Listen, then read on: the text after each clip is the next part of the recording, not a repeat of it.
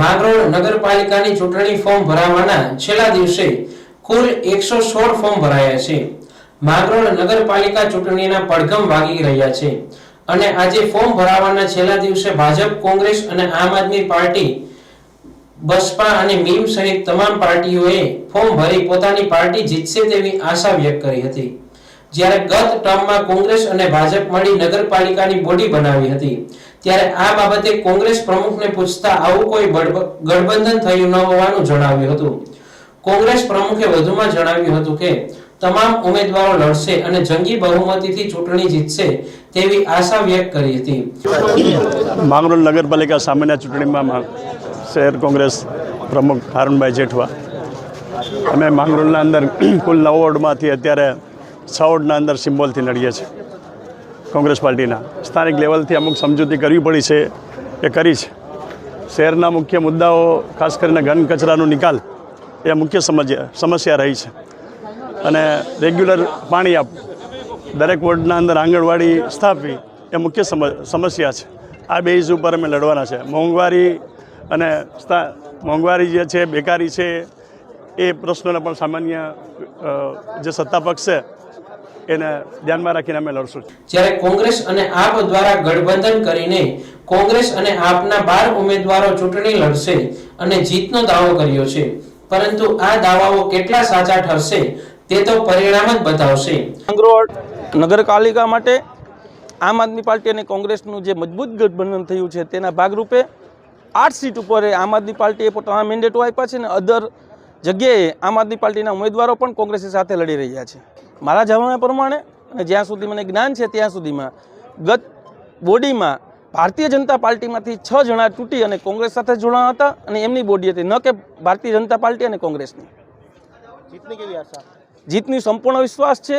2/3થી વધુ બહુમત સાથે આમ આદમી પાર્ટી અને કોંગ્રેસનું ગઠબંધન જીતશે। કયા મુદ્દે હવે તમે મત માંગો છો? લોકોના કામના હિતના મુદ્દે, લોકોની જે સમસ્યા હોય, પ્રાથમિક સમસ્યા, એ સમસ્યા મુદ્દે।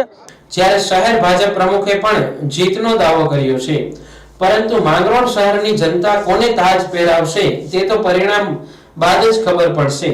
દિનેશ સોમૈયા, શહેર ભાજપ પ્રમુખ, માંગરોળ નગરપાલિકાની ચૂંટણીના પડઘમ વાગી ચૂક્યા છે, ત્યારે આજે માંગરોળ ભારતીય જનતા પાર્ટીના ઉમેદવારોએ પોતાનું નામાંકન કર્યું છે।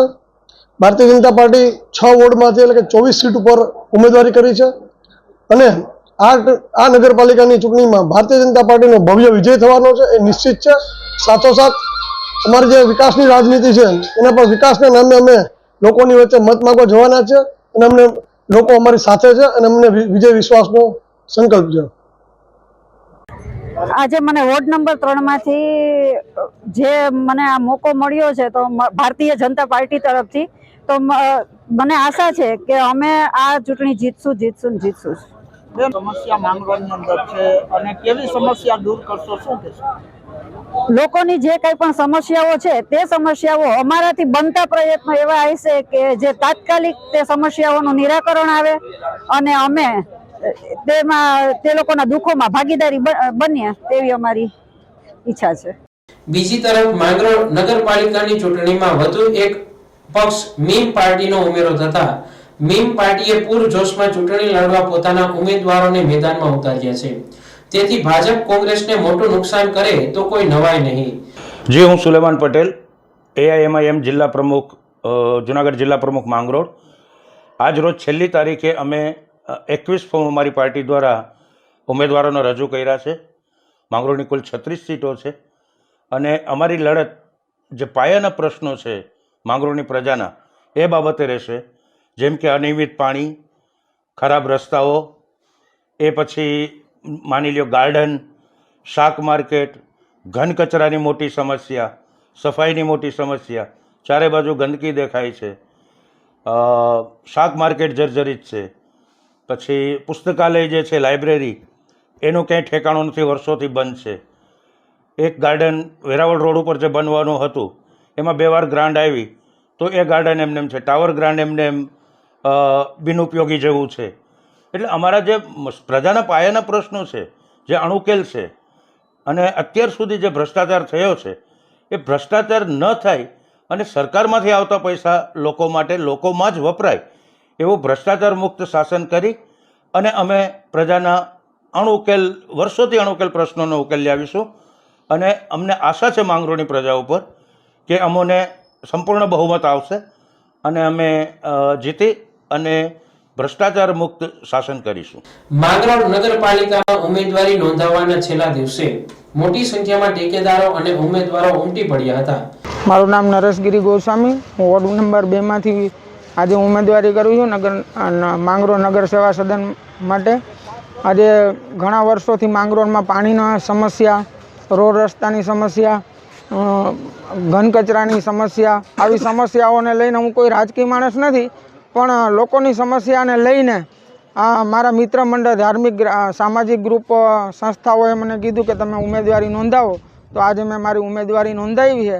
જો હું ચૂંટાઈશ તો આ તમામ સમસ્યાનું નિરાકરણ કરવા માટે કટિબદ્ધ રહીશ.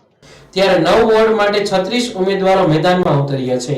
ત્યારે આજે નગરપાલિકાની ચૂંટણી માટે કુલ 116 ઉમેદવારોએ ફોર્મ ભરી ઉમેદવારી નોંધાવી છે અને લોકોને શાંતિપૂર્ણ અને વધુમાં વધુ મતદાન કરવા અપીલ કરી હતી. અત્યાર માંગરોળ સુધી માંગરોળ નગરપાલિકાની ચૂંટણી માટે કામગીરી કરવામાં આવી રહી છે. અહીંયા અમે માંગરોળ મામલતદાર કચેરીમાં અત્યાર સુધી ફોર્મ એક્સેપ્ટ કર્યા છે, જેની આજ છેલ્લી તારીખ હતી 3 વાગ્યા સુધી. એમાં અમારે પાસે 116 ફોર્મ્સ જે છે રજૂ થયા છે અને મારે લોકોને આ બતાવવામાં આવે છે કે 3 તારીખના રોજ ફોર્મની ચકાસણી છે અને 4 તારીખના રોજ જે છે એને પાછળ ખેંચવાની તારીખ છે. એને સિવાય 16 તારીખ જે છે માંગરોળ ચૂંટણીની તારીખ છે, જેમાં વધારે ને વધારે લોકો સામે આવે અને મતદાન મથક ઉપર મતદાન કરશે.